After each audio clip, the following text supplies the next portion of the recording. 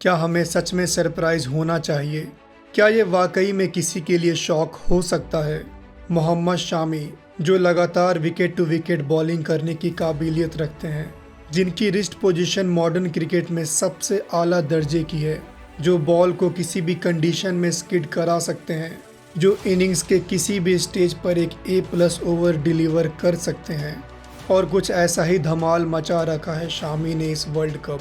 अब तक के 4 मैच में शामी ने 16 विकेट झटके हैं। विकेट तो ठीक है, पर एवरेज देखने लायक है, महज 7 का, और साथ ही इकोनॉमी 4.3 की। वो बिल्कुल अनप्लेबल हैं। मतलब ये कहना गलत नहीं होगा कि ये वर्ल्ड कप शामी का है। इस वर्ल्ड कप ऐसा कोई और गेंदबाज नहीं है जिसके आंकड़े शामी के करीब भी हो। शामी ने इस टूर्नामेंट में अब तक सिर्फ 4 मैच खेला है। उनमें से एक लखनऊ में बॉलिंग फ्रेंडली पिच पर था, एक बहुत ही बॉलिंग फ्रेंडली टीम के खिलाफ। मेरा मतलब है कि इंग्लैंड ने पूरे टूर्नामेंट में अपने विकेट ऐसे बांटे हैं जैसे दिवाली में बड़े बुजुर्ग मिठाई बांटते हैं। लेकिन शामी ने धर्मशाला की पिच पर भी पंजा लिया, वो भी उस टीम के खिलाफ जिसने अपने कप्तान केन विलियमसन के बिना हर बार अपने बैटिंग डिपार्टमेंट का लोहा मनवाया है। उस बॉलिंग परफॉर्मेंस में शामी की धार साफ दिख रही थी। 90 ओवर में विलियम की विकेट इस धार को जाहिर कर रही थी। बॉल सीम पे पड़ के हल्की सी अंदर के तरफ कांटा बदलती है, जिसे विलियम ने ऑफ साइड के तरफ चॉप करने की कोशिश की, पर बॉल को अपने स्टंप्स के तरफ डिफ्लेक्ट कर अपना विकेट गंवा बैठे। 34वें ओवर में जिस गेंद ने डैरिल मिचेल और रचिन रविंद्र के बड़े पार्टनरशिप को तोड़ा, वह एक ऐसा ओवर था जिसमें शामी ने बॉल पर अपनी उंगलियां घुमाई थी। इससे सिर्फ बॉल ना ही धीमी हुई, पर बॉल को उस लेंथ से एक्सपेक्टेड बाउंस भी नहीं मिला। रचिन रविंद्र ने इसे सीधा लॉन्ग ऑन के हाथों में दे मारा।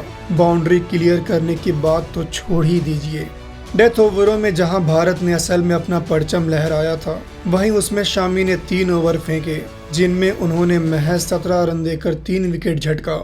वाइड ऑफ द क्रीज जाके मिचेल सेंटनर को एक मैजेस्टिक इन स्विंगिंग यॉर्कर फेंका।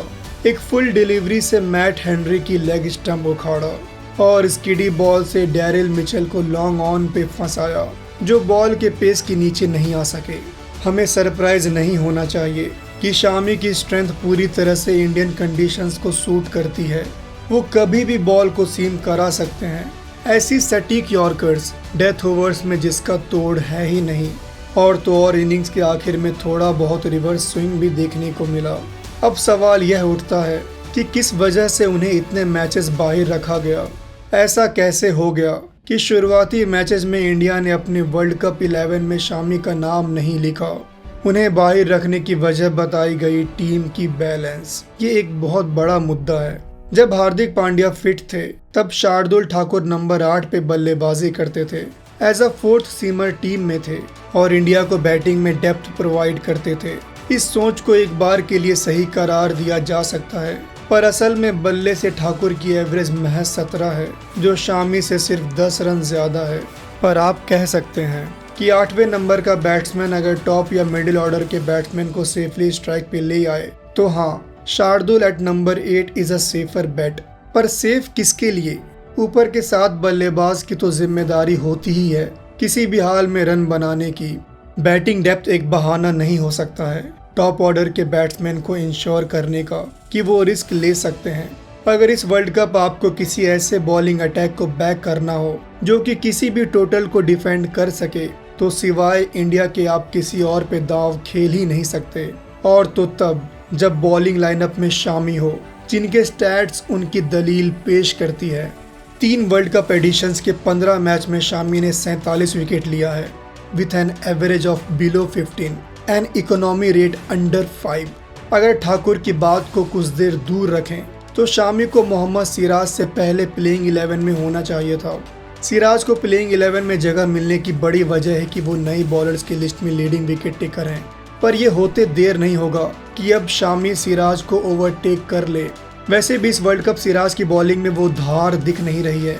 हाल में श्रीलंका के खिलाफ हुए मैच को अगर छोड़ दे तो, जैसे कि अब टूर्नामेंट को ख़त्म होने में बस कुछ ही दिन रह गए हैं, पिचेज यूज़ हो चुकी है, उससे अब बाउंस की ज़्यादा उम्मीद भी नहीं रख सकते हैं। तो ऐसे पेसर्स जो इन कंडीशंस को अच्छे से इस्तेमाल कर सके, तो सबसे पहला नाम आता है बुमराह का। हो सकता है, पर उसके बाद एक नाम जो इस वर्ल्ड कप अपने बॉलिंग से आग उबल रहा है, वो जिसे अब इंडिया कभी भी ड्रॉप नहीं करना चाहेगी, वो नाम है मोहम्मद शामी।